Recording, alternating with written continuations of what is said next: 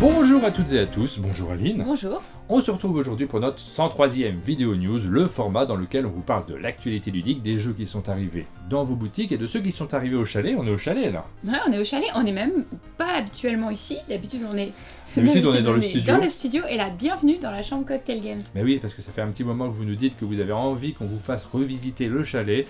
Alors on va pas tout vous faire visiter, on fait juste cette introduction dans la chambre Cocktail Game. On visitera le reste du chalet dans d'autres émissions éventuellement. Et je vais faire quelques prises de vue de la chambre pour que vous la voyez vraiment mieux que ça. Bah oui, parce que là on a installé nos caméras, c'est pas si évident de se lever. Ah, je peux me lever, hein, regardez.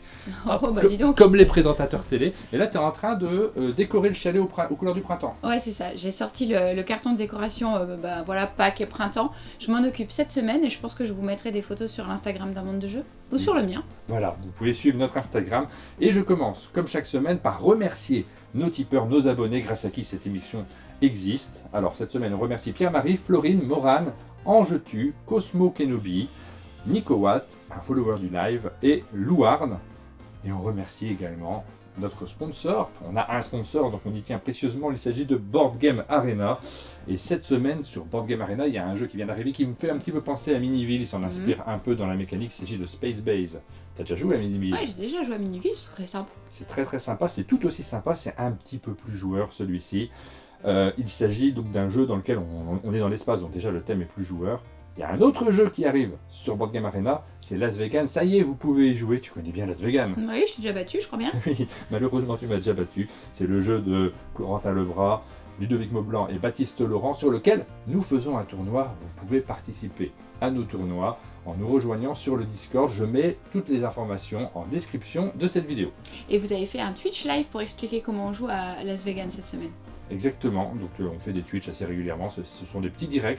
Toutes les vidéos enregistrées sont sur YouTube et nos directs sont sur Twitch.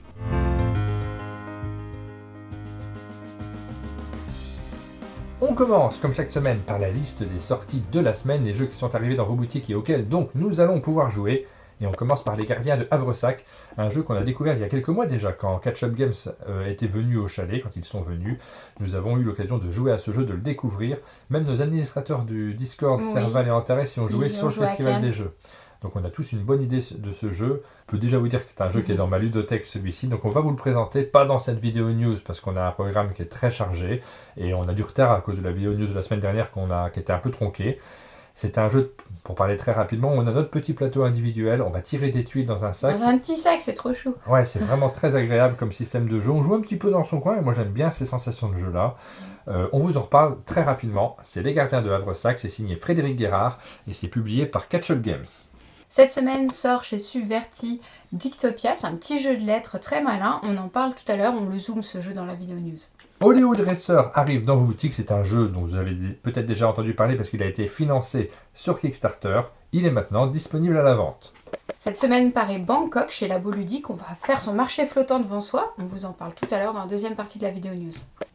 Cette semaine, c'est un événement, c'est le premier jeu d'un nouvel éditeur. C'est toujours un peu une fête quand il y a un nouvel éditeur qui arrive. Il s'agit d'Eteria et nous avons réalisé une vidéo sur la chaîne. Donc vous pouvez trouver toutes les informations nécessaires pour savoir si ce jeu peut vous correspondre. Alors on ne va pas s'attarder davantage dessus parce qu'on l'a déjà présenté, mais quand même très rapidement, pour que vous en ayez une idée en quelques mots. Il s'agit d'un jeu très simple dans sa mécanique, qu'on peut rapprocher un peu, je l'ai lu plusieurs fois, de Skyjo. Tu sais, ce jeu dans lequel on prend des cartes, on va faire un petit carré de 4x4 et on va remplacer nos cartes.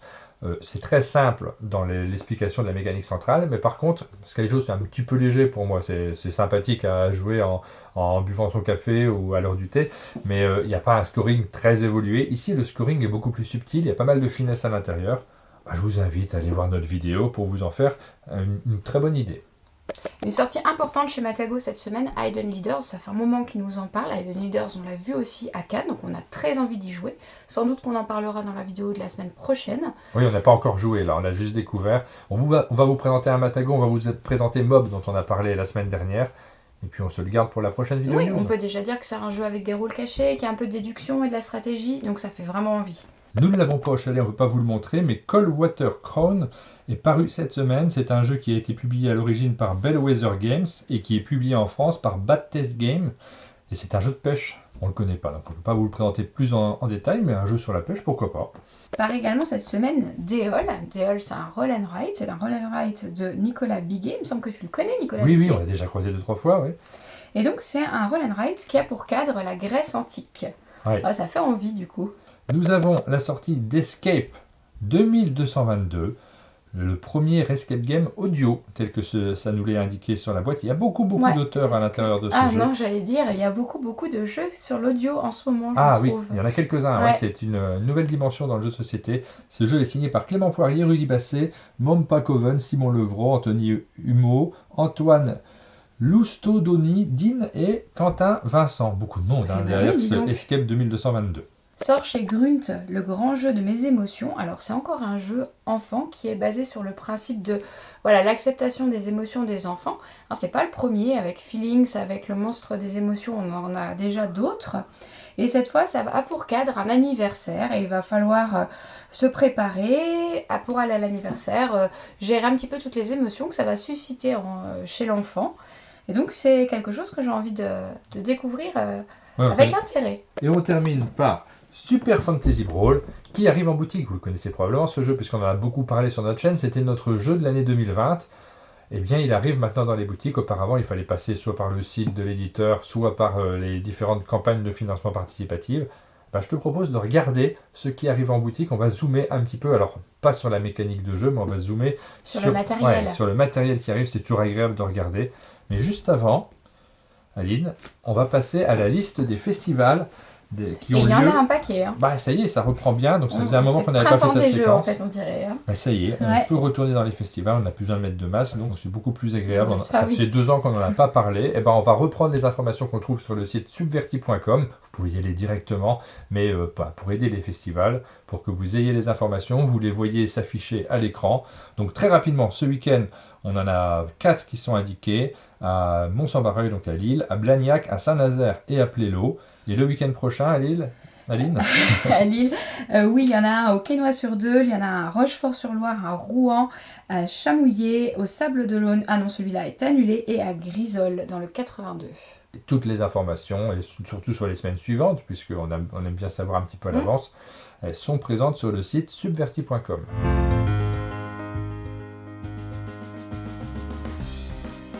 Super Fantasy Brawl, vous le connaissez, c'est ce gros jeu dont on a déjà souvent parlé. Alors c'est un gros jeu pour la boîte, c'est pas forcément un gros jeu pour ce qu'il y a à l'intérieur, puisque... Par contre, ce qu'il y a à l'intérieur, c'est chouette. Ouais, il est accessible. Et ça, c'est ma boîte Kickstarter. Donc je vais vous montrer très rapidement ce qu'il y avait dans la boîte Kickstarter. Ça va permettre de comparer avec la boîte qui arrive dans les boutiques. Vous aviez différentes figurines à l'intérieur, avec lesquelles on joue. Moi j'avais des totems. Forcément, quand on fait des Kickstarter, on a le matériel qui permet d'avoir les éléments un petit peu classe qu'on met sur son plateau de jeu, qui est très agréable. Donc ça, c'est la très grosse boîte de ceux qui ont fait le Kickstarter. Et aujourd'hui, ce dont on vous parle, c'est des boîtes qui arrivent dans les boutiques. Donc on va comparer et vous allez voir qu'en fait, si vous avez envie de vous lancer dans Super Fantasy Brawl, vous n'aurez pas la très grosse boîte pour ranger les éléments, mais vous allez avoir la totalité du contenu. La boîte qu'on va trouver dans le commerce, elle est juste en dessous ici, c'est celle-ci. Une boîte qui est un peu plus petite, à la limite elle sera plus facile à ranger. On va l'ouvrir, on a un cello qu'on va enlever.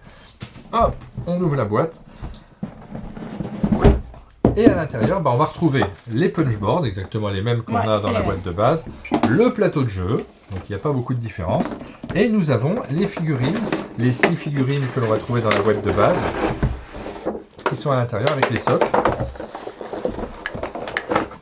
Et on voit que ce sont les mêmes figurines, donc en fait il n'y a pas tellement de différence en ce qui concerne le matériel de jeu.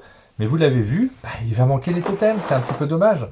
Et bien là-dessus, tout sort en fait. Donc vous aurez la possibilité de choisir également comment vous voulez jouer à Super Fantasy Brawl. Est-ce que vous partez avec le même matériel que celui qu'on a dans la très grosse boîte, et dans ce cas-là vous allez essayer de récupérer les différents éléments en les achetant séparément, ou est-ce que vous choisissez en fonction de votre envie, de votre groupe de joueurs.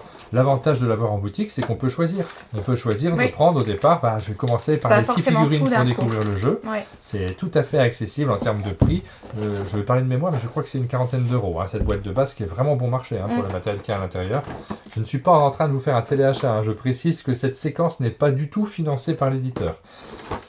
On a les 3 totems qui sont à l'intérieur, donc on peut acheter dans une petite boîte séparée. Vous aurez les mêmes totems. Les 6 boîtes qui concernent la saison 1, puisque c'est un jeu dans lequel on a envie d'avoir de plus en plus d'éléments. Donc 6 boîtes qui sont vendues comme ça, sous ce petit format-là, et qui vous permettent de découvrir tous les éléments du jeu. Une fois que vous aurez joué avec la boîte de base et que vous avez envie de la renouveler, on a ces différentes boîtes que l'on peut acheter. Et que c'est assez important en fait que le jeu arrive en boutique parce que, ça c'est mon point de vue personnel, je trouvais que c'était l'un des défauts du jeu. Nous on avait adoré ce jeu très dynamique, ce jeu de cartes en fait, dans lequel on va utiliser des cartes. C'est vraiment un jeu de cartes, donc moi ça me parle beaucoup. Le côté figurine est important parce qu'on s'affronte sur une carte centrale, mais ce sont nos cartes qui font la dynamique de jeu. C'est simple, c'est rapide à apprendre. On adore ce jeu, on vous l'a déjà dit plusieurs fois.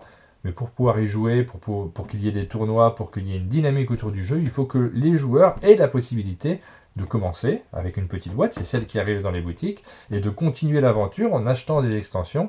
Donc c'est ça qui est possible aujourd'hui avec l'arrivée du jeu en boutique. Je pense que c'est la très bonne nouvelle pour que ce jeu puisse s'installer.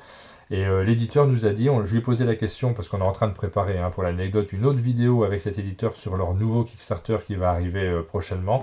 Donc j'en ai profité pour lui poser la question.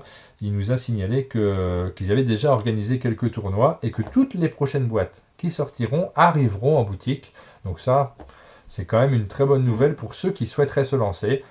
On pourrait avoir une hésitation, tu vois, quand on se lance dans ce genre de jeu, malgré le fait qu'il n'y a pas tant de boîtes que ça par rapport à d'autres jeux de ce type-là. On pourrait hésiter en se disant, mais si les boîtes ne sont plus disponibles, s'il faut faire les Kickstarter en sortant une grosse somme à chaque fois, est-ce que ça vaut le coup que je me lance? Si c'est en boutique. Ça peut être un achat fractionné, c'est voilà, sûr. c'est quand même une assurance sur la facilité d'accès à Super Fantasy Brawl. Voilà, très bonne nouvelle. Si vous avez envie de vous lancer, c'est l'occasion. Et je rajoute que le jeu est disponible sur Board Game Arena. Donc en plus, on peut faire la petite partie pour s'initier.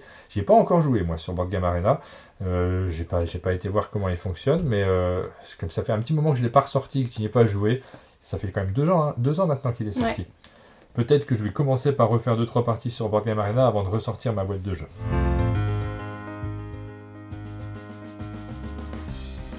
Lors du précédent festival des jeux de Cannes, nous avons passé un bon moment sur le stand de Labo Ludique avec l'éditeur. On a découvert plusieurs jeux, dont Lucky Jack, dont on vous a déjà parlé lors de sa sortie dans une vidéo news. Un petit jeu de cartes très rapide. Principe du board manchot. Oui, ça se joue dans un univers de casino, c'est très simple. On en a déjà parlé, mais aujourd'hui nous allons vous parler plus spécifiquement de Bangkok. Nous partons en Thaïlande, nous partons sur le marché flottant et nous allons récupérer des légumes, des poissons sur ce marché flottant en se baladant dans les différentes barques. Et d'ailleurs, il faut souligner que c'est très très beau. Maud Chamel qui a illustré a fait un super travail. Moi, je suis assez fan des illustrations de ce jeu. Nous allons nous promener dans le marché flottant et nous allons récupérer différents éléments. Alors, on a déjà un petit port devant nous. On va constituer un carré de 3 par 3 en posant les barres que l'on va récupérer et on a un élément qui est face cachée. Alors moi, vous l'avez vu. Oui, moi c'était des poissons. Ça fera 1 point par poisson que tu as récupéré.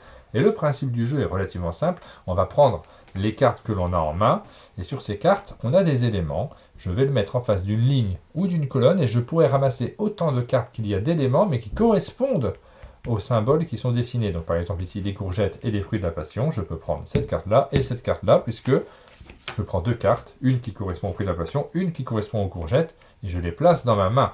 Aussitôt, on complète le port en rajoutant des cartes. Donc ici, il faut que je rajoute une carte barque. Hop, il faut toujours qu'il y ait 2 éléments avec des scorings. C'est les cartes piments. Et ensuite, j'ai 4 cartes en main, et comme j'ai 4 cartes en main... C'est là que c'est intéressant, tu vas pouvoir poser une carte. Ben oui, on en garde 3 en main, donc je vais pouvoir poser une carte. Moi, je sais que j'aime bien les fruits de la passion, donc je poserai celle-ci, par exemple, subtilement.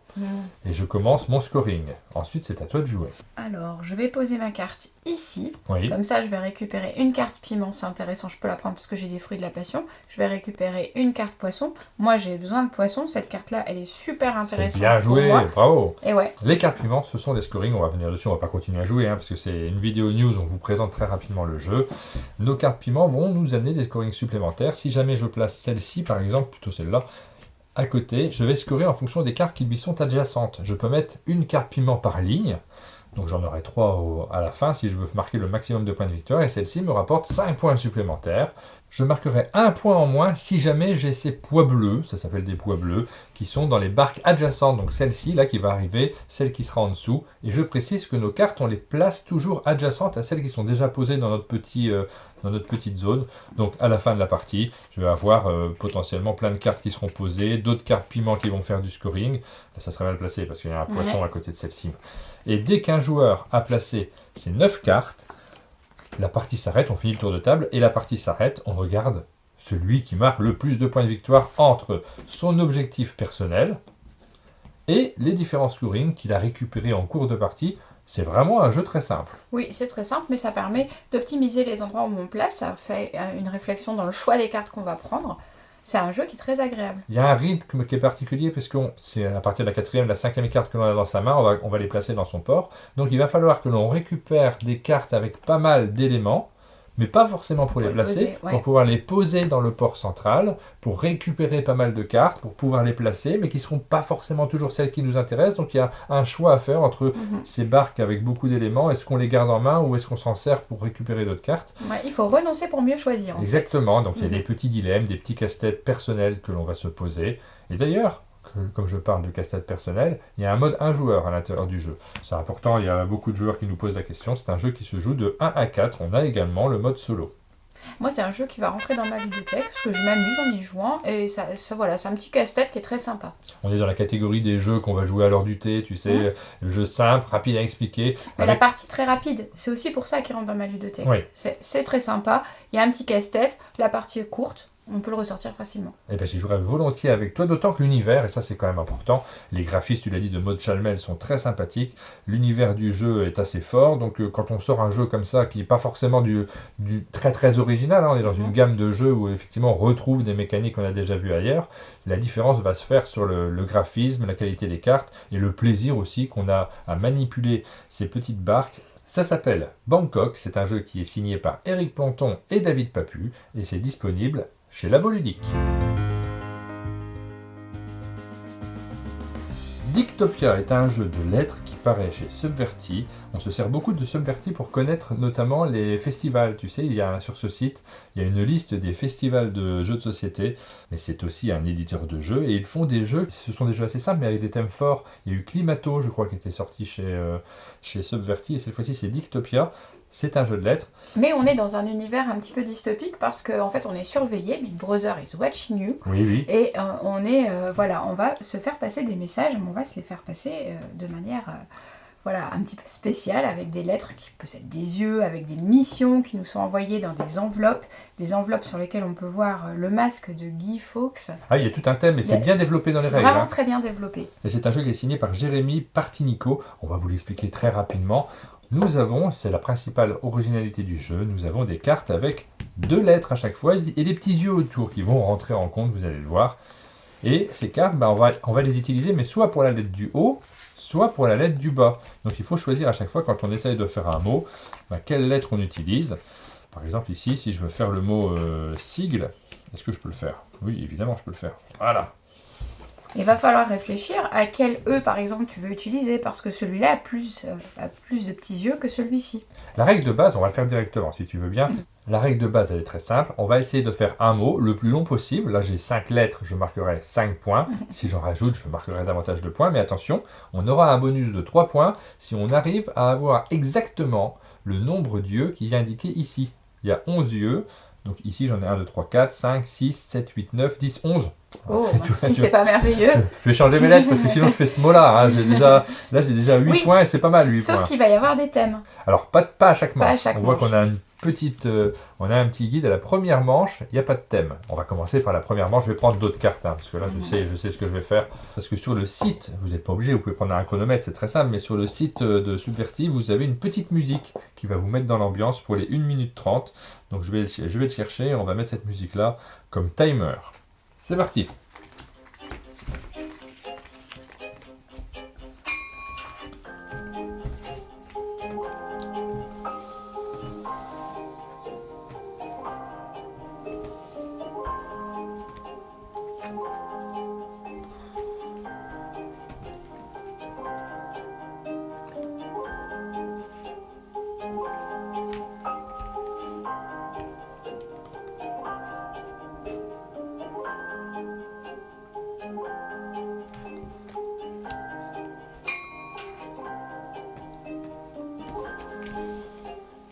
C'est déjà fini?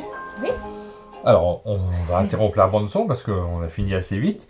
Moi, j'ai fait un mot de 6 lettres. Toi, tu as fait un mot de 7 lettres. Donc, tu marquerais 7 points. Tu as pile 12. Ouais, je crois. 1, 2, 3, 4, 5, 6, 7, 8, 9, 10, 11, 12. Moi aussi, j'ai pile 12.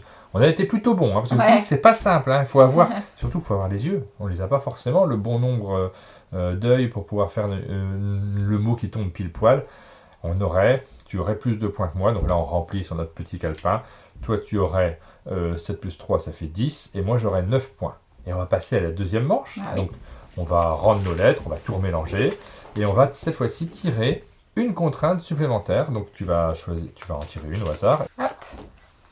Un féminin, soit genre féminin, soit participe passé féminin. Non, féminin, quoi. Il faut un mot de 13. Avec Encore 13 yeux. Donc, ça va pas être simple.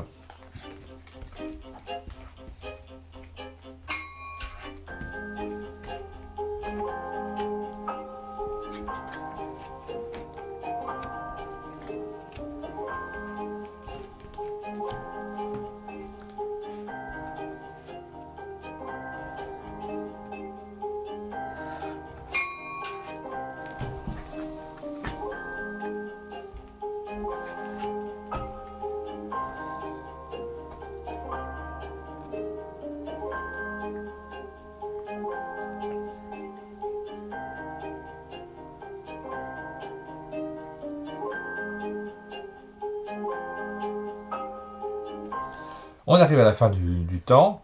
Donc toi, tu as ton mot. Est-ce que tu as bien tes 13 yeux? 5, 6, 7, 8, plus 5, ça fait 13. C'est parfait. Moi, radine. Ça marche très très bien aussi. C'est pas flatteur comme mot féminin. Non, Mais Fanny et Radine. on a réussi à faire nos contraintes. Donc on marquerait des points. Et là, j'égaliserai. Puisque j'ai une lettre de plus. Cette fois-ci, tu as une lettre de moins avant. On continue à la troisième manche. Il y a de nouveau une contrainte. À la quatrième, il y a une contrainte. Et à la dernière manche, il y a 2 contraintes. Est-ce qu'on n'essaierait pas la dernière Ah, bien manche? sûr. Alors, les contraintes qu'on a, finir par une consonne. Ouais. Ça va pas être simple. Avoir le dernier mot du dico par rapport aux autres. Ah ouais. Alors, je ne sais pas si on peut jeter des petits coups d'œil à ce que les autres sont en train de faire. De toute façon, il faut avoir fini le Faut mot avoir un dans mot. le temps indiqué. Faut avoir un mot qui commence par une lettre qui est en fin d'alphabet, quoi, en gros. Ça va pas être simple. Et Attention. qui finit par une consonne. Ça, c'est vraiment Est-ce que tu compliqué. es prête? 7 Ouais. lettres, c'est seulement. 7 7 petits yeux. Ouais, d'accord. Ouais, ben. Attention, c'est parti.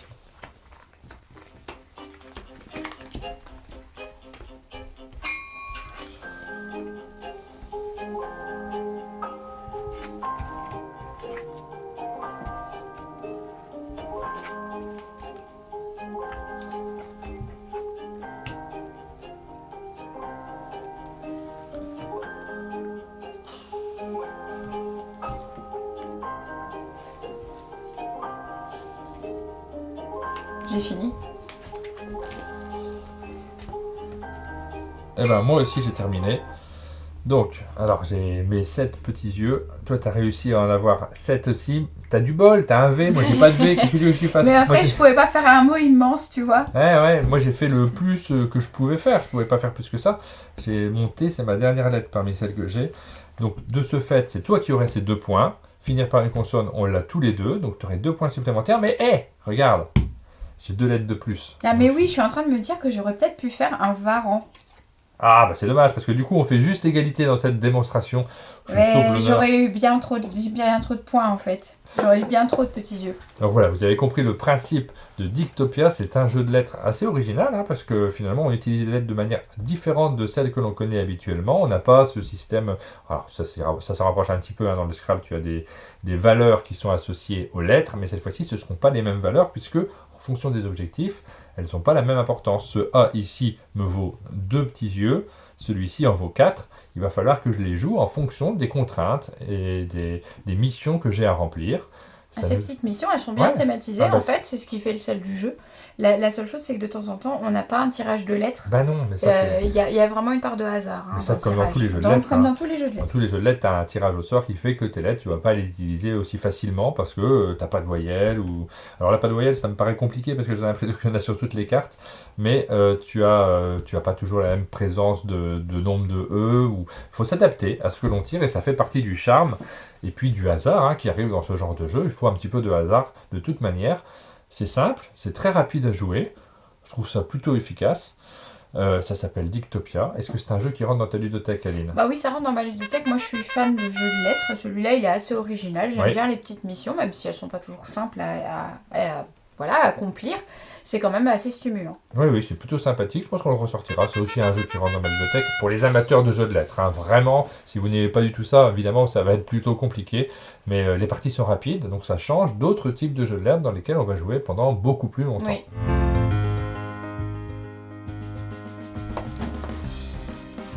On vous en avait parlé la semaine dernière, il est paru la semaine dernière. On vous présente aujourd'hui Mob Big Apple, un jeu qui paraît dans le catalogue Matago. Alors c'est pas la boîte Matago que j'ai devant nous, c'est la boîte que j'avais pledgée, puisqu'il était arrivé sur Kickstarter, on avait la possibilité de l'acheter, et j'avais regardé, c'était un jeu pour 2 joueurs, donc je suis pas certain que ça soit exactement le matériel qu'on retrouve dans la boîte de Matago, parce que vous savez comment ça marche. Ouais, j'ai pas regardé en fait, si c'est vraiment différent ou si c'est exactement le même matériel. C'est un jeu qui est signé par Steve Finn, qu'on connaît bien, puisque c'est l'auteur notamment de Biblios, chez Yellow, qui était paru il y a maintenant une dizaine, voire une quinzaine d'années, mais un jeu qui était très fin, un jeu de cartes pour 2 joueurs. Donc les jeux pour 2 joueurs, j'aime bien. Les jeux qui sont assez fins, bon, souvent je regarde le nom des auteurs, ça me parle assez, donc je suis parti sur ce jeu, je l'ai reçu, on y a joué donc dans sa version Kickstarter, et vous allez pouvoir vous le procurer puisqu'il est disponible chez Matago. C'est un jeu qui nous amène dans un univers de mafia. Ouais, c'est un univers que j'adore. Donc on est dans les rues de New York, il y a tous les quartiers, Brooklyn, Little Italy, Chinatown, etc. Il y a les quartiers de New York et on va pouvoir essayer d'avoir de s'implanter dans ces quartiers, d'avoir l'exclusivité de la mainmise en fait sur ce quartier. Et on est à l'époque de la prohibition, donc en fait on essaie de récupérer des caisses de liqueurs.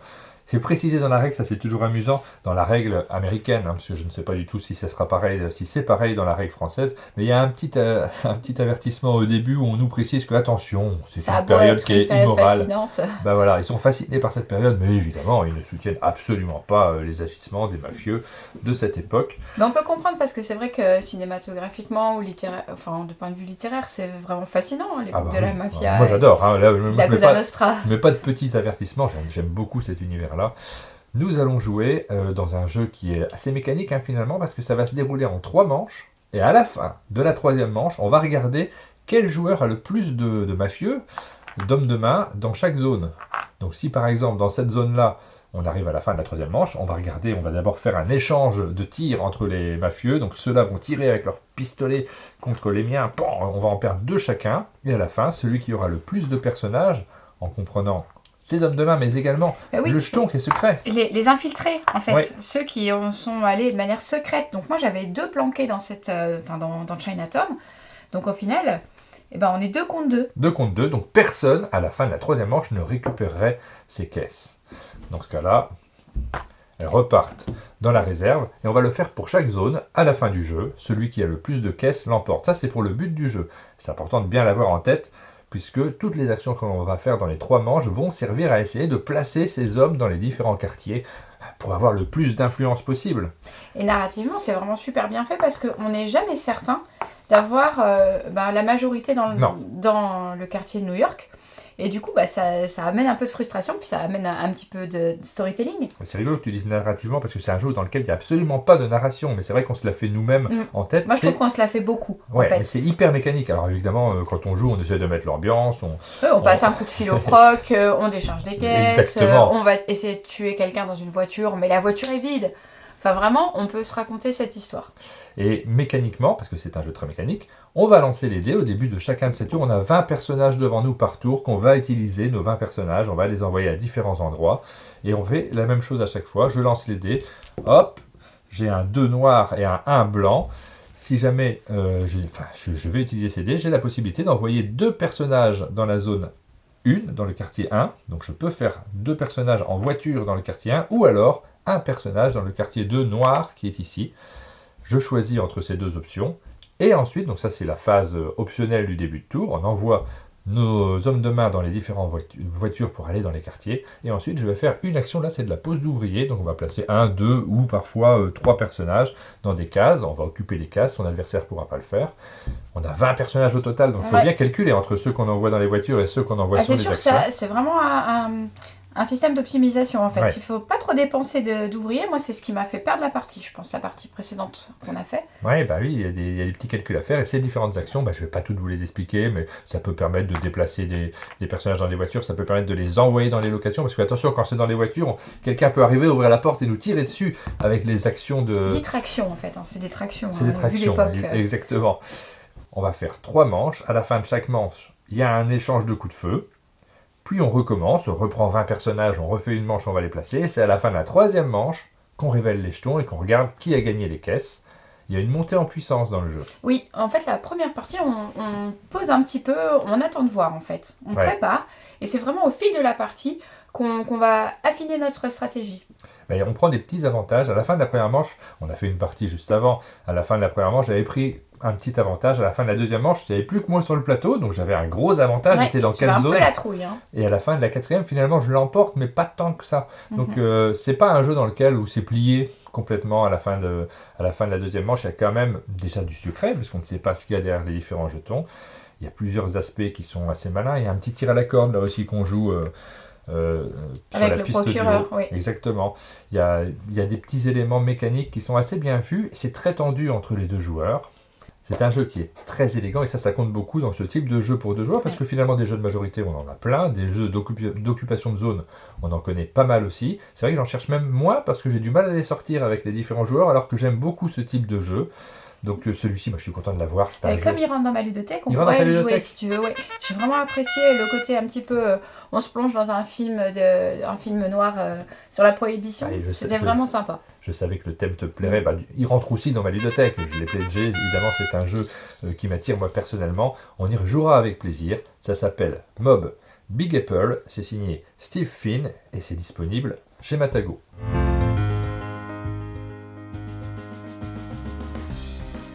Ship Up, c'est le dernier né de la gamme Space Coast. C'est un jeu qui a été inventé par un papa et son fils, donc Florian et Maël Fay, illustré par Pauline Berdal. Et c'est un jeu qui a un matériel très waouh. Pour les enfants, ça va être génial parce que c'est un jeu qui se déplie, regardez. La boîte va servir de jeu. Le tour de la boîte, en fait, c'est le plateau de jeu. On le déroule et pan, on le met sur la table. On a aussi cet élément-là qu'on peut mettre, qu'on peut jouer. On peut jouer avec. On peut jouer complètement avec. D'ailleurs, ça colle bien avec le bord du plateau. Mais là, on va jouer sans pour une raison très simple, c'est que nous avons des lumières autour de cette pièce et ça va pas être facile pour vous de voir exactement la beauté du graphisme parce qu'on a un graphisme qui est très agréable. Ouais, ça c'est vraiment quelque chose qu'il faut souligner parce que les personnages sont mis en scène. On a un papa loup et j'imagine un enfant, un petit louveteau qui sont en train de se griller des côtelettes ou de moutons au barbecue et les petits moutons qui sont tranquilles sur leur chaise relax dans le pré. Et ça c'est vraiment sympa pour les enfants, vont pouvoir s'imaginer l'histoire. Alors nos petits moutons, on va les placer ici en bas. Le graphisme, c'est super important dans un jeu pour enfants. Alors non pas que ce soit pas important dans les jeux pour adultes, mais on a parfois été plus habitués à des jeux qui n'étaient pas très très beaux il y a une certaine époque. Et alors maintenant, c'est moins le cas. Il y a vraiment une montée en niveau des jeux de société de manière générale. Et moi, ça m'arrive encore de faire des jeux moches dans les jeux de gestion. Avec plaisir même, je le concède. Alors le placement, la mise en place du jeu est très facile. On met les moutons en bas de la prairie, on les met dans l'ordre qu'on veut, et on met le gros loup et le petit loup sur leur trajectoire, sur leur chemin, où on veut aussi, et on va jouer chacun son tour en lançant le dé. C'est un jeu coopératif. Les enfants et les adultes qui jouent avec eux vont essayer de ramener le plus possible, parce qu'on tient pour les moutons, c'est un peu classique, mais c'est souvent le cas, on va essayer de ramener nos moutons dans leur pâturage pour qu'ils puissent se dorer la pilule, comme tu le dis, avec leurs grosses pelotes de laine. Et à la fin, on a gagné si on a sauvé plus de moutons que de moutons qui ont été attrapés par les loups.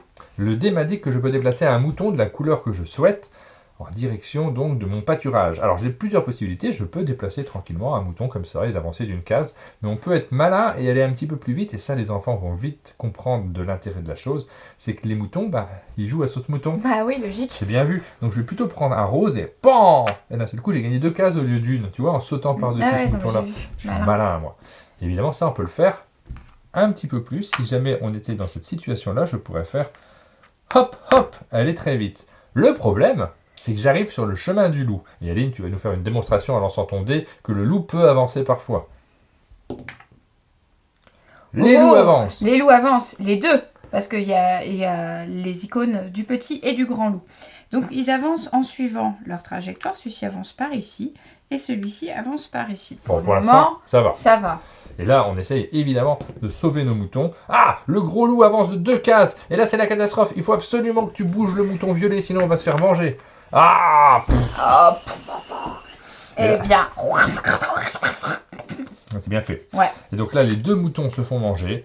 Évidemment, il va falloir essayer d'en sauver le plus possible. Il y a une part de hasard, il y a une tension qui va se créer autour de la table avec les enfants, puisque quand on lance le dé, forcément, on est très très attentif à ce qui peut arriver, des dangers qui vont se... Il va falloir que les enfants se représentent, essayent d'imaginer, d'anticiper les déplacements des loups pour essayer de sauver leurs moutons. Ça va leur demander de la représentation et de la planification. Ça, c'est vraiment d'autres mécanismes de pensée. Il y a de la stratégie, il y a de l'attention. On voit qu'il y a des cases qui ne sont pas identiques les unes des autres. Par exemple, sur cette case, je pense que ça vaut le coup de laisser un mouton tranquillement attendre pour que les autres lui sautent par-dessus pour essayer d'aller plus rapidement de l'autre côté.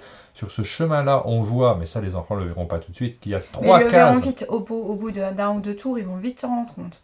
Il y a 3 cases avec un chemin. Sur celui-ci, il n'y en a que 2. Donc c'est un chemin assez sûr, celui-là, pour essayer de traverser. Ouais, d'autant que les loups avancent vite, puisqu'ils avancent, celui-ci peut avancer de 2. Oui, et les chemins n'ont pas la même durée. Donc il y a plusieurs petits aspects comme ça. Ça reste un jeu extrêmement simple, mais dans lequel on va avoir des émotions, une petite tension qui un petit peu de frustration des fois avec les lancers de dés. Et on va rajouter qu'il y a des petits éléments en plus. Oui, alors c'est des règles supplémentaires. Quand on maîtrise bien le jeu de base, on va rajouter des petites choses sur le plateau. Alors il y a une taupe et une taupinière, ça amène des règles supplémentaires. Il y a un petit renard, un rocher par-dessus lequel on ne pourra pas sauter, un petit chien et un petit raton laveur qui fait inverser le tour des loups. À la fin de la partie, on va regarder dans quelle échelle de valeur on se situe en fonction du nombre de moutons qu'on a réussi à sauver. Par exemple, si on a sauvé seulement 5 moutons, on est un petit patou. Les loups s'en sont donnés à cœur joie. Mais par contre, si on a sauvé 9 moutons, on est un berger des montagnes. Il y a un enjeu quand même. Je pense que ça rentre en compte pour les enfants. Ils ont envie d'essayer de faire un meilleur score. La petite phrase, le petit encouragement qu'on a à chaque fois, ça leur plaît beaucoup. Et il y a une chose qu'il faut souligner, c'est que c'est un jeu qui commence à un joueur. Donc c'est un jeu solo pour enfants. Et c'est vrai que je pense que ça peut vraiment beaucoup plaire aux enfants qui vont essayer de se challenger eux-mêmes d'une partie à l'autre pour essayer de sauver à chaque fois un nombre supérieur de loups. Et ça peut être super sympa d'avoir à la maison un jeu auquel l'enfant peut jouer tout seul. Tu me le racontes quand tu reviens des séances de petits testeurs. Il y en a qui préfèrent le narratif, il y en a qui préfèrent jouer la comédie. Mais justement, je pense à un petit testeur qui a très souvent envie de jouer et qui sollicite les frères et sœurs qui n'ont pas forcément toujours envie ou toujours la disponibilité pour le faire. Et un jeu solo, pour lui, ça pourrait être vraiment sympa, surtout un jeu un peu abstrait comme celui-là. Il faut en mettre, je pense, à disposition des enfants des jeux de types différents pour voir aussi ceux vers lesquels ils vont aller naturellement, ceux qui parlent à leur âme de joueur. Ship Hop, c'est un jeu, on va dire, semi-abstrait, coopératif, mais qui peut se jouer tout seul dans une drôle de petite boîte. Et c'est publié par Spaceco. On arrive à notre rubrique d'actualité et on va commencer par 2 actualités qui concernent le monde ludique. 2 actualités solidaires. La première, c'est celle de Meeple Solidaire, cette association qui avait aidé notamment lors de la période des inondations en Belgique. Donc ils avaient récupéré des jeux, ils les avaient distribués. Et cette fois-ci, ça concerne l'Ukraine. Oui, ils ont fait un artbook qui regroupe des dessins d'illustrateurs du monde du jeu. C'est magnifique, on voit des images sur internet qui circulent, c'est vraiment très chouette. Et donc il y a plein de dessinateurs qui ont participé, tu as la liste je crois. Oui, alors je vais en citer quelques-uns, mais je vais prendre dans l'ordre. Il y a Jérémy Fleury, Christine Alcouf, Miguel Combra, Simon Caruso, Gaël Lunurien, Pierrot, enfin plein d'illustrateurs qu'on connaît bien, dont on vous parle régulièrement dans nos vidéos parce qu'ils tiennent de plus en plus de place dans les illustrations qu'ils font. On sait que c'est capital maintenant pour vendre un jeu, pour le mettre en avant, on les apprécie. Donc ça fait un bel objet qu'on a envie d'avoir dans sa collection déjà de base. Et puis l'opération est belle, quoi. Oui. Voilà, ils ont besoin de soutien en Ukraine, c'est une belle façon de le faire. Alors l'entièreté des bénéfices sera reversée aux associations sur le terrain. Ils ont besoin de vendre 500 exemplaires pour que le projet prenne vie. Et vous pouvez déjà réserver. D'ailleurs, chez Philibert, on peut faire une précommande directement sur le site de Philibert. Donc c'est très simple de participer à cette opération. On vous met les informations en description de cette vidéo. Deuxième opération spéciale qui est organisée par Accessi-Jeux. Accessi-Jeux, c'est cette association qui met en avant les jeux qui se destinent aux non-voyants et aux malvoyants. Ils adaptent les jeux, ils font un matériel spécifique pour qu'ils soient beaucoup plus accessibles. Et cette fois-ci, on a Yvan et Beryl, alias La Potinette. Ce sont 2 jeunes qui ont proposé le projet un peu fou de rallier le flip en voiture à pédale avec un équipage mixte. avec de bienvoyants et de personnes. Ils m'ont marqué bigleux, hein. C'est pas moi qui utilise ce terme, c'est directement Benoît Tonnelier qui me passe l'information, qui l'utilise pour lui-même. Donc c'est un voyage qui va durer 3 semaines, donc c'est assez important, avec 20 étapes dans chaque ville, avec des animations ludiques pour mettre en valeur Accessi Jeux. Et il y aura une super tombola qui va être organisée, qui a lieu le 4 avril, à laquelle vous pouvez participer. Il y a 50 éditeurs qui ont participé, donc il y a des choses à gagner. On vous met toutes les informations en description de cette vidéo. Et on passe à notre fameuse rubrique de la boîte mystère, la boîte dans laquelle on met chaque semaine de nouvelles choses. Bon, je crois qu'il faut que je trouve un carton un peu plus grand. Hein. Exactement, là ça commence à être trop petit, on est encore au début de cette nouvelle boîte mystère. Donc on tire au sort parmi toutes les personnes qui nous soutiennent, sur Tipeee ou sur Utip.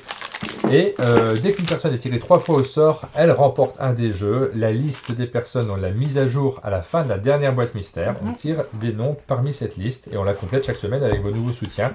Il y a déjà plein de choses dedans. Il y a déjà quelque chose dedans et cette semaine... Qu'est-ce qu'on rajoute? On va rajouter, alors c'est Rémi Saunier qui nous a donné un mug spécial sur le jeu Petit Peuple. Vous connaissez peut-être ce jeu. Les mugs sont très jolis. Alors, je vais pas l'ouvrir parce qu'on va regarder. Non, on va l'ouvrir pour vous montrer et je remettrai un bout de scotch. Mais oui. Donc ce sont des mugs sur le jeu Petit Peuple qu'il a fait faire lui-même et qu'il a distribué déjà, on en a au chalet. Et vous allez avoir le mug. C'est un des personnages, c'est Bienko. Exactement. C'est très joli. Donc c'est rajouté à la boîte mystère. Évidemment, je remettrai un petit bout de scotch, pas de problème. On garde la protection. Donc on va le mettre dans la boîte mystère et vous aurez l'occasion de gagner. On va procéder au tirage au sort. Aline, je te propose de tirer des numéros au sort entre le 1 et le 330. Le premier numéro, c'est 35. Alors le 35, c'est Thomas Dupont. Thomas Dupont qui est l'auteur de Carte Aventura. Donc, ok. Le deuxième numéro, c'est le 122. Il s'agit de Jérémy. Jérémy Nicolas, je précise parce qu'il y a peut-être plusieurs Jérémy. Le 174. C'est Yannick. Le 221. Jipouille. Le 284. Et Marcus. Personne n'a été tiré au sort 2 fois pour l'instant. Donc la semaine prochaine, on tirera au sort 6 noms dans notre boîte mystère. Et nous arrivons à la fin de cette vidéo, Aline. Donc on vous donne rendez-vous, comme d'habitude, très bientôt pour une nouvelle vidéo. Dans une nouvelle pièce du chalet. Peut-être dans une nouvelle pièce si on fait une introduction ailleurs. S'il fait beau, c'est mieux pour avoir un petit peu de luminosité. Ça fait des introductions qui sont un peu moins propres que d'habitude, mais c'est sympa de se balader un petit peu. Donc comme d'habitude, n'hésitez pas à vous abonner, à laisser des commentaires, à activer la cloche. Et nous, on vous donne rendez-vous très bientôt pour de nouvelles vidéos sur la chaîne. Ciao! À bientôt!